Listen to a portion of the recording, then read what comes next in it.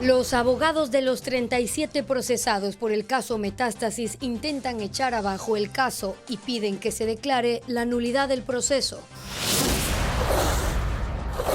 El estiaje se extenderá por 1 mes y medio y será uno de los más intensos de los últimos 30 años, según proyecta el Instituto de Meteorología e Hidrología, INAMI. En la segunda entrega de la serie sobre el FMI, Televistazo detalla por qué el país recurre al fondo y tiene que cumplir sus compromisos, que en el caso de Daniel Noboa es de un préstamo de $4.000 millones. 12.000 personas se presentaron para postular a 2.200 plazas de trabajo en Quito en áreas como contabilidad, ventas y servicios legales. La Asamblea venezolana aprobó una ley para llevar un registro y controlar a las organizaciones no gubernamentales, porque según el chavista Diosdado Cabello, las ONGs están financiando las protestas en todo el país.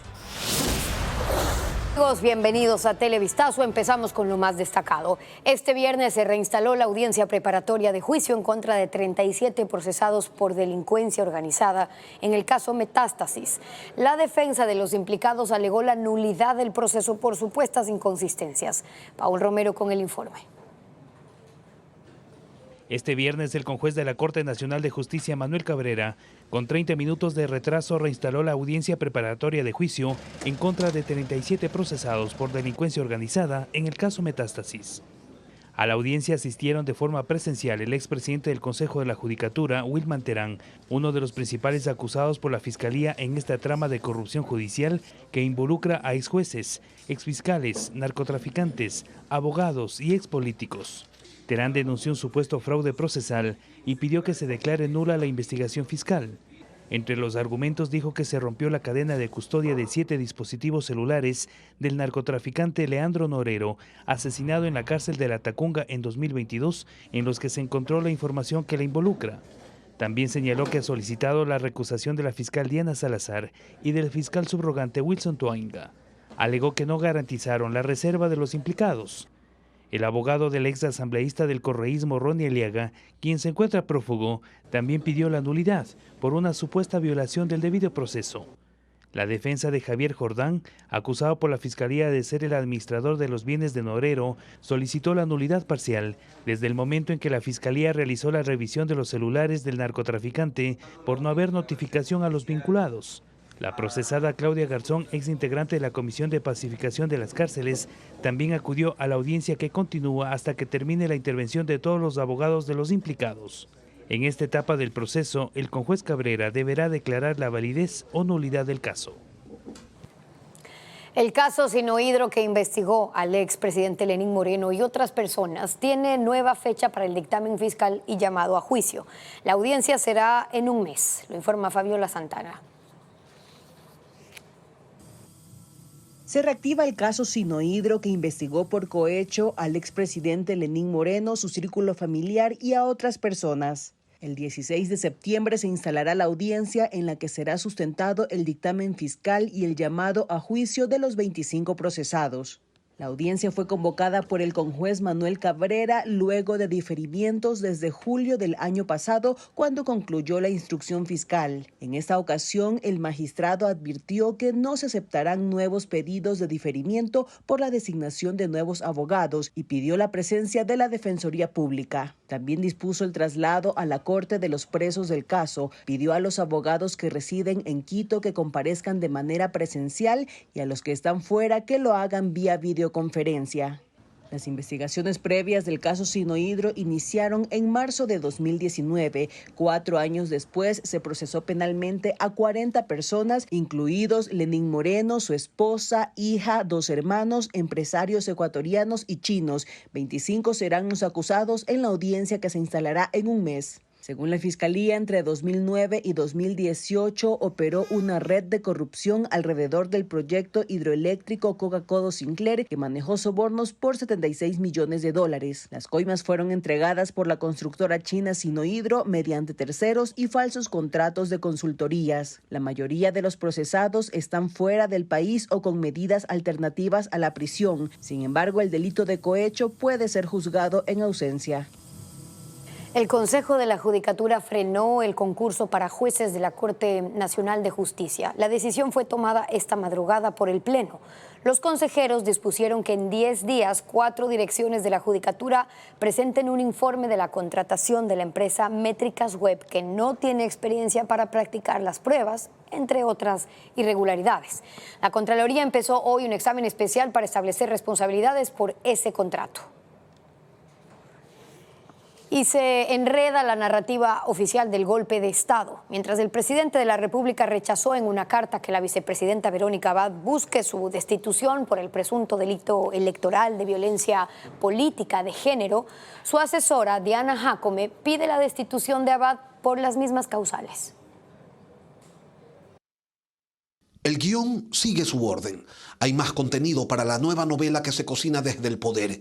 Luego del respaldo masivo del jerárquico superior de la burocracia sietemesina del Nuevo Ecuador, llegó la carta presidencial, un documento en papel membretado y firmado a mano que en primera instancia intenta reflejar una indignación y también una sorpresa. Dice Daniel Noboa que la vicepresidenta quiere al presidente de la República fuera del poder para que ella asuma ese cargo. Si quedaba alguna duda de sus intenciones, hoy al fin se le cayó la máscara y añade, no solo eso, los intereses que están detrás de esta denuncia me quieren fuera de la contienda electoral. Luego viene la victimización y por las mismas la intención de revestir de heroicidad al personaje. Dice el mandatario, no les importa dejar sin presidente de la República al país, sin comandante en jefe a las Fuerzas Armadas en pleno conflicto armado interno. Concluye la idea con un no exageramos cuando dijimos quieren ver al Ecuador arder con tal de reinar sobre sus cenizas. Pero la carta no es sino una escena más en un relato que horas después sumaba otro acto. En este punto ya nada tenía sentido porque la asesora de Daniel Noboa, Diana Jacome, quien registra en su currículum político haber sido funcionaria durante el correísmo y binomio de Yantópic en las últimas presidenciales, presentaba una denuncia contra Verónica Abad por violencia política de género, pidiendo su destitución, requiriendo pues aquello que desde el poder calificaron de golpe de Estado, que rechazaron 24 horas antes con tanto esmero. Porque estamos cansados de la utilización de mecanismos jurídicos sin sustento para desestabilizar al país. Más allá de los contrasentidos, la denuncia planteada también ante el Tribunal Contencioso Electoral deberá seguir su trámite. La de Verónica Abad, la del pecado original, tiene un plazo de 48 horas para ser completada. La intención es que sea clara y precisa en los agravios que causaron el acto denunciado, así como en los preceptos legales vulnerados. Todo esto en un país en el que se intenta que la gente crea que los golpes de Estado se resuelven en los tribunales. En Venezuela, el régimen de Nicolás Maduro asesta un nuevo golpe contra la oposición. La Asamblea aprobó una ley para controlar las actividades de las ONGs que denuncian los abusos contra los manifestantes. Ileana Suárez con ese informe. La arremetida de Maduro contra la oposición incluye una nueva estrategia. Ayer el Parlamento venezolano aprobó una ley para fiscalizar a las organizaciones no gubernamentales, las ONGs. Se declara sancionada la ley de fiscalización, regularización, actuación y financiamiento de las organizaciones no gubernamentales y organizaciones sociales sin fines de lucro. La excusa del presidente de la Asamblea, Jorge Rodríguez, era que esta ley servirá para llevar un registro y asegurar el correcto funcionamiento de estas organizaciones. Pero el también chavista Diosdado Cabello aseguró que las ONGs financian las protestas en todo el país. Financiando guarimbas, la vemos financiando hechos de terrorismo en el territorio nacional. Activistas y miembros de una docena de ONGs en Venezuela afirman que la ley solo servirá para criminalizar a la sociedad civil organizada que denuncia los abusos del régimen. Han pasado 3 semanas desde las elecciones y el Consejo Electoral aún no da detalles del supuesto ataque cibernético que les impidió mostrar las actas que daban el triunfo a Maduro. Y hoy, por primera vez, el chavismo muestra imágenes con decenas de cajas en las que dicen que está el material electoral entregado por organizaciones políticas y los excandidatos presidenciales, una labor solicitada por Maduro a raíz de las manifestaciones. Todo esto mientras la oposición continúa su convocatoria a venezolanos dentro y fuera del país para mañana, en la que esperan sea una protesta masiva. Venezolanos y venezolanas. A la par, el candidato Edmundo González Urrutia llamó a Maduro a no demorar más una transición pacífica de poder.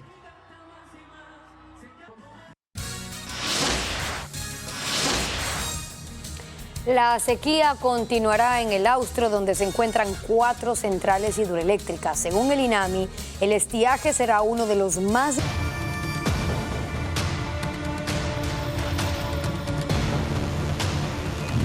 Estiaje. ¿Soluciones a medias? Calor, pocas nubes y casi ausencia total de lluvia se prevé en el Austro durante los próximos 45 días. El gobierno declaró estiaje en esta zona donde están asentadas 4 de las principales centrales hidroeléctricas.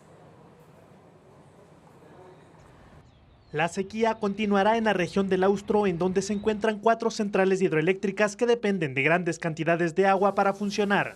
Según el INAMI, en julio y agosto de este año ha llovido menos de la mitad si se compara con el promedio de las precipitaciones de 3 décadas.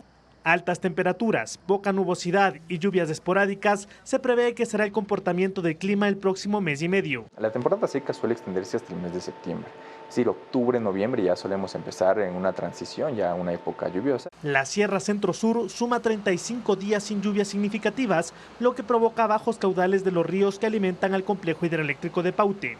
En Napo, Sucumbíos y Orellana, donde se encuentra la central hidroeléctrica Coca-Codo-Sinclair, las lluvias han disminuido, pero todavía las hay. Pero sí se generan los eventos de precipitación. Allí hemos tenido entre un 20 y un 30% menos de eventos de lluvia, es decir, que no ha sido tan fuerte como en la zona sur. La temporada seca en los próximos 45 días afectará a todo el país. El INAMI pronostica que hasta la próxima semana habrá temperaturas muy altas en Guayas, Imbabura, Pichincha, Azuay y Loja. El clima seco estará acompañado de radiación solar y riesgo de incendios forestales. Ecuador compra energía a Colombia como parte de una estrategia para ahorrar agua en los embalses de las hidroeléctricas de Azuay, cuya producción es limitada frente a los primeros signos del estiaje.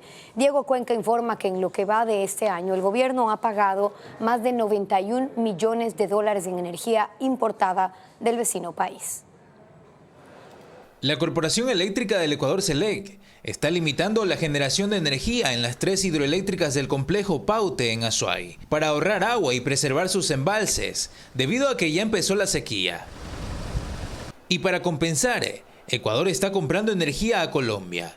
Desde enero por kilovatio hora pagaba 34 centavos, pero en agosto ese costo bajó a 16 centavos, a pesar de que la demanda de importación incrementó. Según el Operador Nacional de Electricidad SENACE, el gobierno en el 2022 pagó 27,69 millones de dólares por 465 gigavatios hora. En el 2023 invirtió 281,39 millones por 1.296 gigavatios hora. Y de enero a julio de ese año ha pagado 91,13 millones de dólares por 335 gigavatios hora. Las autoridades no han especificado un promedio de la demanda nacional de electricidad que se cubre con la compra de energía al país vecino. Y técnicos explicaron a Televistazo que el requerimiento varía a diario según la necesidad. Hasta el momento, 2023 es el año en el que se importó más energía del país vecino, como consecuencia del grave estiaje que derivó en apagones que duraron 2 meses y medio.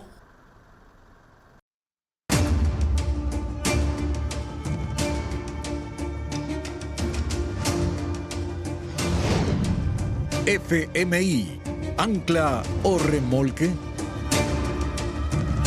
El gobierno de Daniel Noboa negoció el Acuerdo 23 con el Fondo Monetario Internacional, un crédito por 4.000 millones de dólares que serán desembolsados hasta el 2028. Este programa incluye reglas que el Ecuador aceptó cumplir a cambio del financiamiento. Cuando Daniel Noboa asumió la presidencia en noviembre del año pasado, no había el dinero para cubrir el presupuesto general del Estado. El déficit fiscal era de 6.204 millones de dólares. A diciembre del 2023, el país tenía ingresos por 19.461 millones de dólares y los gastos sumaban 25.665 millones. El Estado debía a la Seguridad Social, a los gobiernos seccionales y a 33.000 empresas privadas proveedoras. Se entiende entonces que al gobierno de Noboa no le tomó ni 2 meses decidir que debía recurrir al Fondo Monetario Internacional, y fue así que las negociaciones iniciaron en febrero. El gobierno cerró el acuerdo con el FMI el 31 de mayo, un programa de financiamiento por $4.000 millones que se desembolsarán hasta el 2028. Este año, $1.500 millones. En el 2025, $1.250 millones. 2026, $500 millones. 2027, $500 millones. Y 2028, $250 millones. Ese financiamiento habilitó desembolsos de otros organismos multilaterales, $6.000 millones del Banco Mundial y 4 instituciones más. En total, el país recibirá $10.000 millones hasta el 2028, según el Ministerio de Finanzas.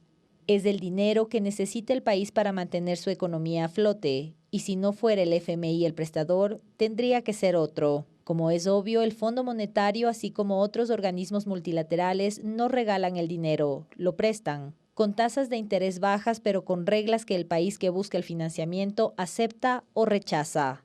Si las acepta, tiene que cumplir los compromisos consensuados, que buscan que se ordenen las cuentas y la economía funcione. En ese marco, el gobierno de Noboa aplica medidas como el incremento del IVA y la focalización de subsidios. Otras deberán concretarse para obtener los siguientes desembolsos: limitar deducciones tributarias, sustituir contribuciones temporales por impuestos permanentes, aumentar la producción petrolera, saldar la deuda con los proveedores del Estado, gobiernos seccionales y la seguridad social. Es ese el programa que el correísmo y Pachacutic buscan echar abajo declarando ilegítima la deuda, lo que implicaría no pagarla. Esto a pesar de que el país ya recibió el primer desembolso de $1.000 millones. El domingo, en la tercera entrega de la serie Televistazo, analiza lo que pasaría si la Asamblea acogiera el informe de una comisión que recomienda declarar ilegítima la deuda con el FMI y exige al gobierno no pagarla. Cuando regresemos, la Cancillería habilita un sistema online de turnos para apostillar y legalizar documentos. Los detalles del servicio al volver de la pausa. Agente metropolitano fue arrastrado en el capó de un taxi en la avenida Panamericana al norte de Quito. En un video aficionado se aprecia la fuga del taxista con el uniformado sobre el auto. Según la Agencia Metropolitana de Tránsito, el agente realizaba labores cotidianas de control y resultó con golpes y una posible fractura en una de sus piernas. En su huida, el taxi chocó a 3 vehículos. Y Anoche hubo un incendio forestal en el sector La Ladera del cantón Zaruma, en la provincia de El Oro. Al menos 20 hectáreas de pastizales fueron consumidas por las llamas. Durante 10 horas, agentes del Cuerpo de Bomberos de Pasaje y Portobelo atendieron la emergencia y cerca de las 6 de la mañana de hoy, el incendio fue controlado.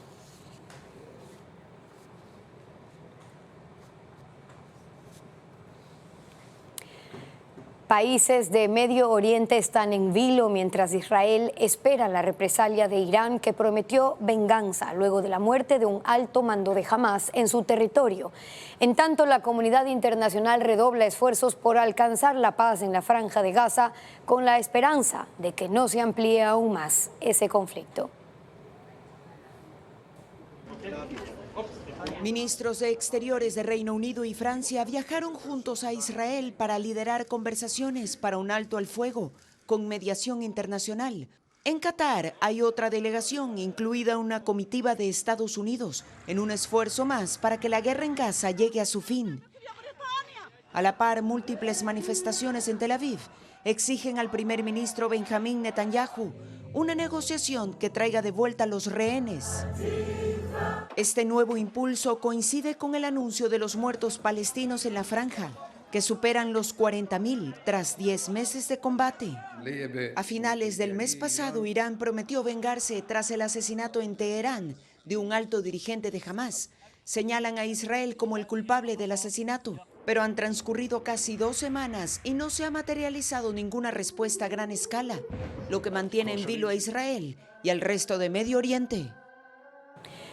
Ucrania proclama su control sobre 74 localidades de la provincia de Kursk como parte de una operación dentro del territorio ruso. En tanto, el presidente Vladimir Putin resta importancia al ingreso de tropas enemigas, pues no afecta mayormente a los ciudadanos y afirma que la situación está controlada.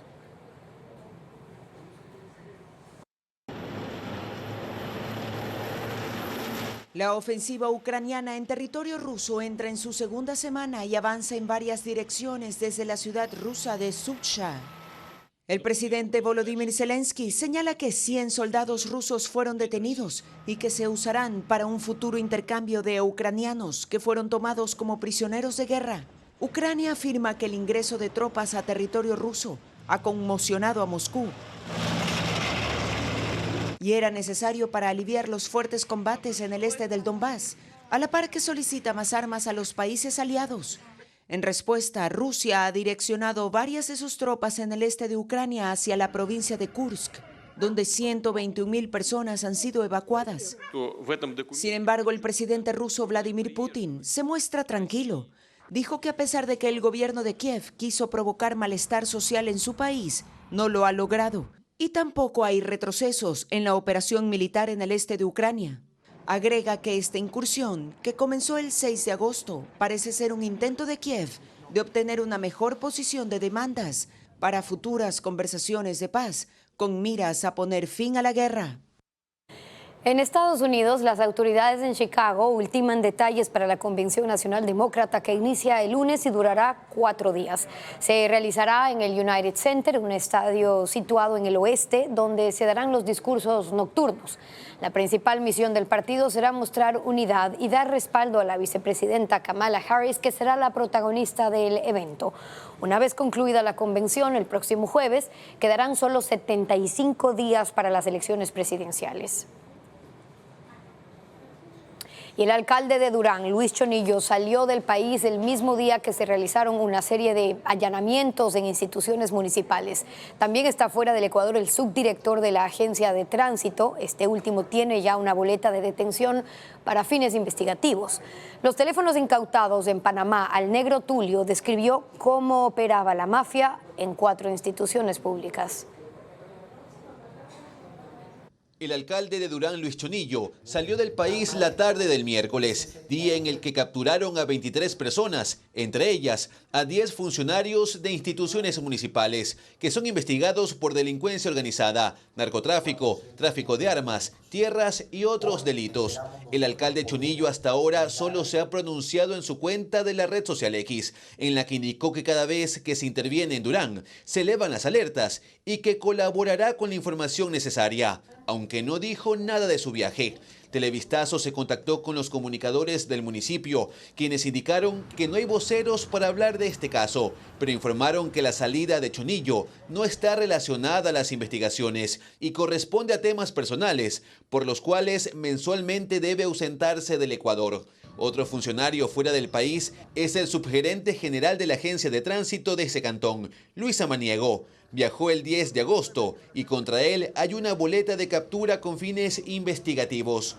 Pero, ¿por qué la policía involucra a funcionarios municipales?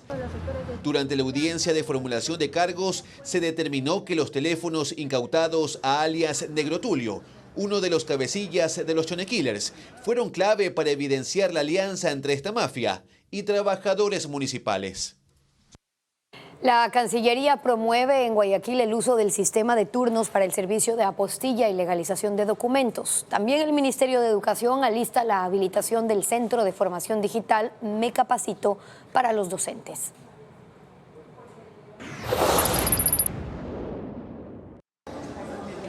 Desde esta semana, la Cancillería promueve en Guayaquil el sistema de turnos en línea para acceder al servicio de apostilla y legalización de documentos. La cita se realizará accediendo a la dirección citas.cancillería.gov.es. La medida se implementó para evitar aglomeraciones en las dependencias. Desde septiembre, 220.000 docentes del sistema fiscal, de instituciones particulares y fiscomisionales a escala nacional podrán acceder a una capacitación gratuita a cargo del Ministerio de Educación. Los interesados pueden inscribirse ya ingresando a su plataforma virtual a través de la dirección mecapacito.educacion.gov.es. Este sábado 17 de agosto desde las 8 hasta las 14 horas. El registro civil atenderá de forma extraordinaria. Los usuarios pueden agendar su turno para ese día en 11 agencias del país, ingresando al portal registrocivil.gov.es.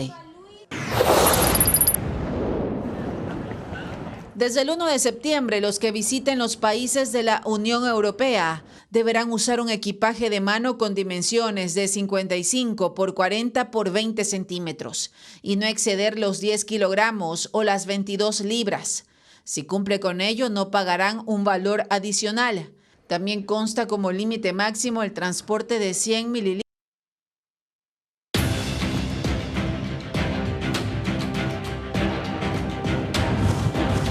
Candidaturas. Show de las primarias. Hace pocos minutos el Partido Izquierda Democrática proclamó a Carlos Rabascal como su precandidato a la presidencia de la República y a la quiteña Alejandra Rivas para la vicepresidencia. Fue el único binomio propuesto durante la asamblea de primarias que empezó al mediodía en la delegación del Consejo Electoral de Manabí. En las próximas horas la IDE definirá a sus candidatos a la asamblea y al Parlamento andino.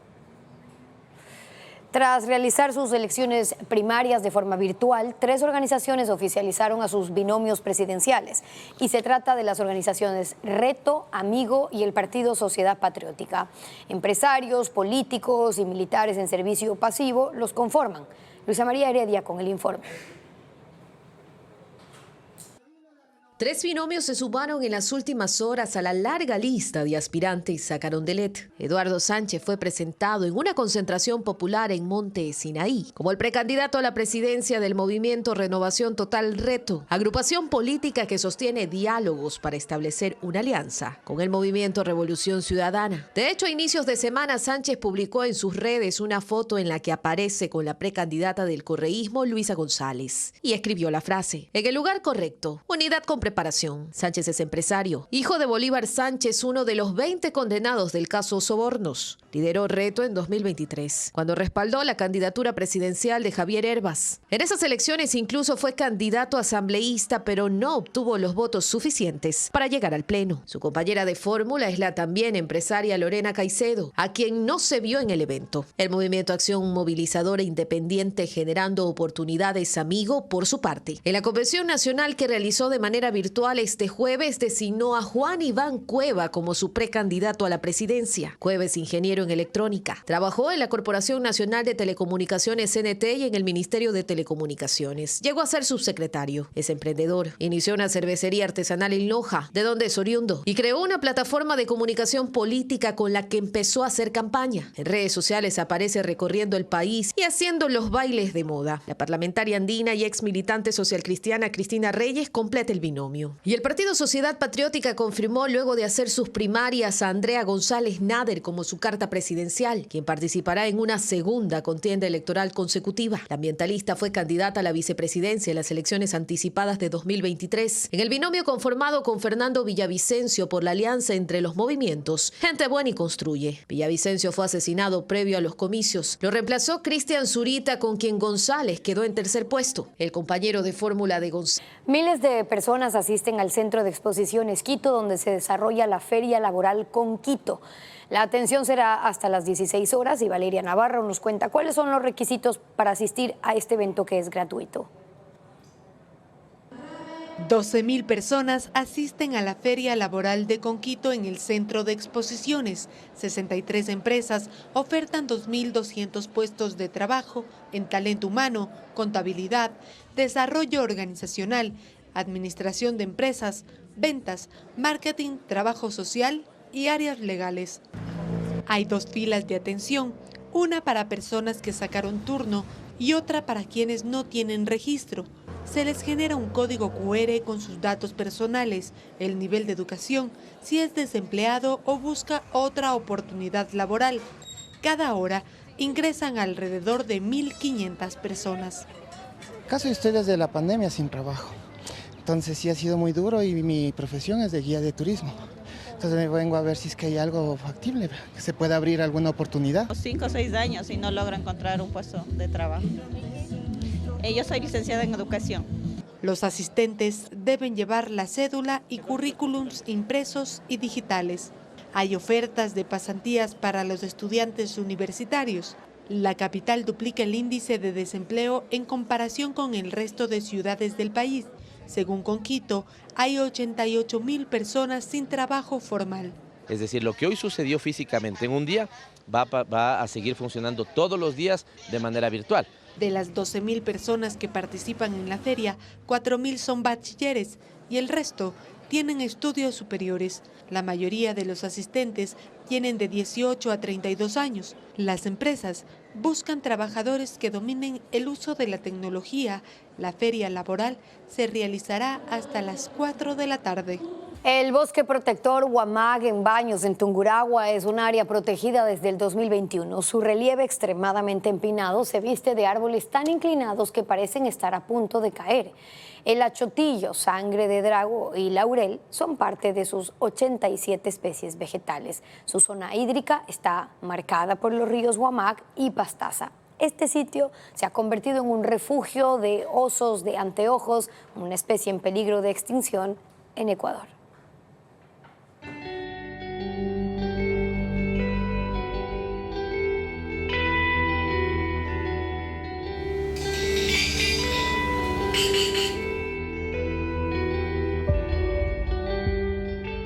Al pie de un profundo cañón, custodiado por 2 cascadas, se erige el bosque protector Huamag, en la parroquia Ulva del Cantón Baños, provincia de Tungurahua.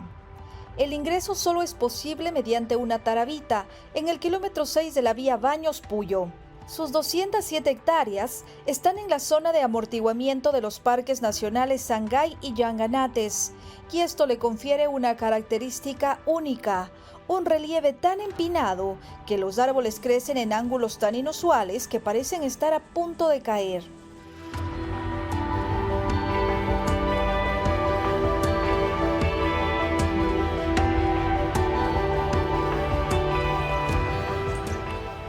En sus faldas crecen abundantes pastizales, entre los cuales florece la gordana, una planta forrajera con pétalos de un amarillo intenso.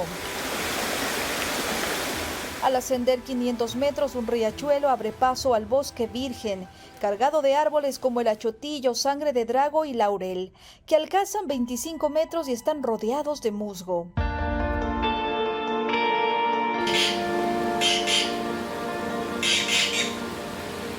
Un poco más arriba, una urraca verde trina y un colibrí descansa en un arbusto. El sendero está marcado por las epífitas, que se apoyan sobre todo en los helechos y las bromelias, e incluso la orquídea sobralia que envuelve los troncos.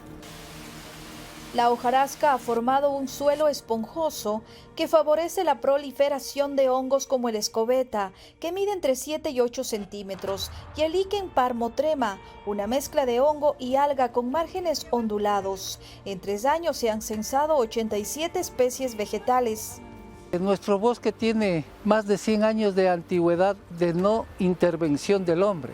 Tenemos un bosque primario para que la fauna en peligro de extinción se mueva dentro de su hábitat sin ningún inconveniente. Recorrer Huamag es seguir un sendero zigzagueante trazado en 2021 y declarado área protegida nacional, entre las hojas de laurel de cera y mariposas de cristal y luciérnagas orientales. Este ecosistema está catalogado como un bosque de neblina montano de los Andes. Tiene 18 grados en promedio y se extiende de 1.532 metros hasta 2.280 metros. Al oeste convergen 2 cuerpos de agua: el río Huamag, cuyo caudal llega al borde de un acantilado y se precipita en una cascada de 40 metros para unirse con el río Pastaza. A 1.800 metros de la montaña, una barrera de bambú delimita la zona más alta de la reserva, hasta donde se tiene acceso. Su sólida vegetación sirve de refugio para una familia de osos de anteojos. La bromelia achupaya es su alimento favorito.